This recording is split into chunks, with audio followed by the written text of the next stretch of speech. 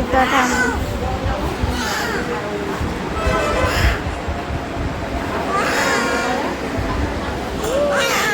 সর্বনাশ করছে।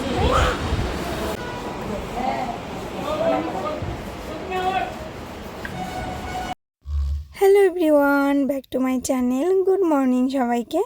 সবাই কেমন আছো? আশা করি বেশ ভালো আছো, আর আমরাও বেশ ভালোই আছি। বাট এখন একটু নার্ভাস, তার সঙ্গে এক্সাইটেড, দুটোই কাজ করছে। তো তোমরা তো জানোই যে আজকে আমার ননদের ডেলিভারি ডেট রয়েছে। তো দুদিন আগে তো ডক্টর বলেই দিয়েছিল যে সকাল সকাল যেতে, মানে 6:30টার দিকে ওখানে পৌঁছতে বলেছিল। তো সে কারণে আমরা সকাল সকালেই বেরিয়ে পড়েছি। রাতে তো কালকে সেরকমভাবে কারোরই ঘুম হয়নি। তো শাশুড়ি মা সকালবেলা উঠে বাড়ির সমস্ত কাজ সেরে উনি পুজোও দিয়ে নিয়েছে, আর আমরা সবাই ওই 5টার দিকে উঠেছি। তারপর টুকিটাকি যেটুকু কাজ থাকে ফ্রেশ হয়ে বেরিয়ে পড়েছি। আর কোচবিহার থেকে আমাদের বাড়ি আসতে বেশিক্ষণ সময় লাগে না, 10 মিনিটের কম লাগে, যেহেতু আবার সকালবেলা একদম রাস্তাঘাট ফাঁকা, আরও কম লেগেছে। তো দেখো, বলতে বলতে আমরা চলেও এলাম। আর ডক্টর বলেও দিয়েছিল যে সকালবেলা ওকে কিছু না খেতে, আমার ননদকে। ওর তো খিদে পেয়েছে, আর কিছু করারও নেই, যেহেতু খেতে না করেছিল। তো সে কারণে ও আর কিছু খায়ও নি। তো দেখো, আমরা পৌঁছে গেলাম। আর এখানে আমার মামা শ্বশুরের ছেলের বউ আগের থেকেই চলে এসেছিলো, মানে এসেছিলো এখানে। আর এই যে দেখো কটা বাজে। তো দেখো, আমরা কেবিনে ওয়েট করছি, এখনও এখানকার স্টাফরা কেউই আসেনি। আর অনুকে, মানে আমার ননদকে তো 3তলার উপরে রেখে দিয়েছে, ওখানে রয়েছে। আর ওখানে বাড়ির লোকের অ্যালাউ নেই বলে আমরা এখানেই বসে রয়েছি। এই যে শাশুড়ি মা, আমার বর, আর শাশুড়ি মা তো কথা বলতেই পারছিল না, কান্না করেই চলছে। আর ওনার ছেলে ওনাকে বকা দিচ্ছিল যে কান্না করছো কেন, আজকে তো একটা শুভ দিন, খুশির দিন। তো যতই বলো, মা তো একটু নার্ভাস, ভয় তো পাবেই, স্বাভাবিক। তো তার মধ্যে আবার ফার্স্ট টাইম। তো আমরা রয়েছি স্বস্তিকে।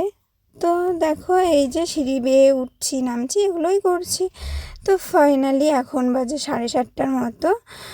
কেবিনের এই যে স্টাফ চলে এসছে, আর এখানে যা যা ডকুমেন্টস দিতে হয় সেসব দিল আমার বর আর বুলটুদি।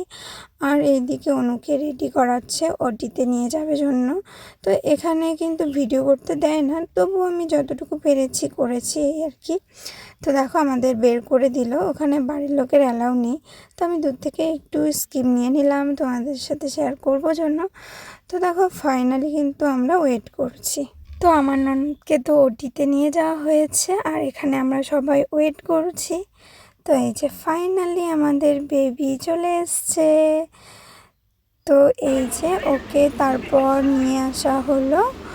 আর আমার ননদকে কিন্তু ওটি থেকে এখনও বের করেনি, ও ওটিতেই রয়েছে। আর আমরা বাড়ির থেকে 4জনেই এসছি, আর বুলটু দিয়ে আসছে। তো এই যে ওকে একদম সাজিয়ে গুছিয়ে বেডে রাখা হলো, আমাদের বেবি সোনাকে। তারপর আমার ননদকেও নিয়ে আসা হলো।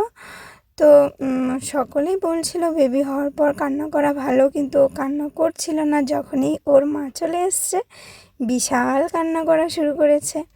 তো তারপর ওখানে তো আমাদের অ্যালাউ দিচ্ছিল না থাকার জন্য, তো বের করে দিচ্ছিল। পরে আমরা চলে এলাম খেতে, খিদেও পেয়েছিল যেহেতু সকাল সকাল গিয়েছি।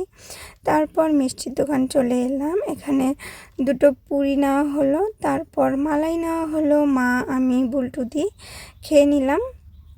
আর বাড়ির থেকে দেখো আমরা জলের বোতলও নিয়ে এসেছি।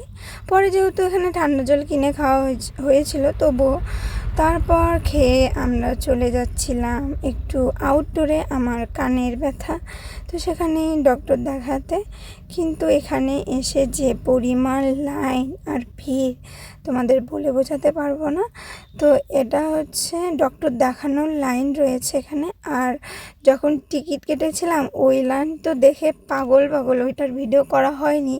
তো আমি এখানে বসেছিলাম, পা ধরে গেছিলো। তো একজন দাদাভাইকে বললাম যে আমি একটু বসি, পরে কিন্তু আমাকে লাইনে দাঁড়াতে দিও। তো বললো হ্যাঁ হ্যাঁ ঠিক আছে। তো এখানে আমি বসে রয়েছি, তো ভাবলাম একটু ভিডিও করে নিই। তারপর আমার কানের ডক্টর দেখানো হয়ে গেল।